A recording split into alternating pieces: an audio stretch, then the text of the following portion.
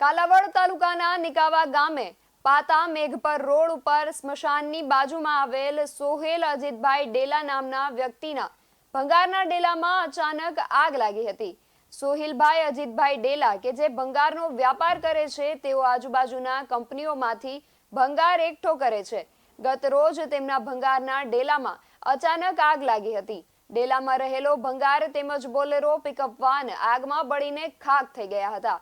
આગનું સ્વરૂપ એટલું વિકરાળ હતું કે ડેલા ઉપરથી પસાર થતી પીજીવીસીએલની લાઇનના વાયર પણ તૂટીને પડી ગયા હતા।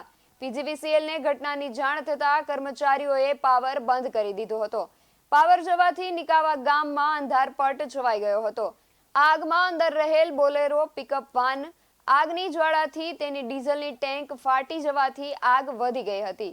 ઘટનાની જાણ થતાં જ ફાયર બ્રિગેડે ઘટના સ્થળે પહોંચી ભારે જહેમત બાદ આગ પર કાબુ મેળવ્યો હતો। ભંગારના ડેલાના માલિક સોહિલભાઈ અજીતભાઈ ડેલા પાસેથી જાણવા મળતી વિગતો અનુસાર ડેલામાં રહેલો ભંગાર તેમજ ઉપર બનાવેલું છાપરું અને બોલેરો પિકઅપ વાન બધું મળીને આશરે ₹10 લાખ જેટલું નુકસાન થયું છે। આગ લાગવાનું કારણ હજુ અકબંધ છે। હિતાયત બારોટ સાથે વિમલ બારોટ, નિકાવા।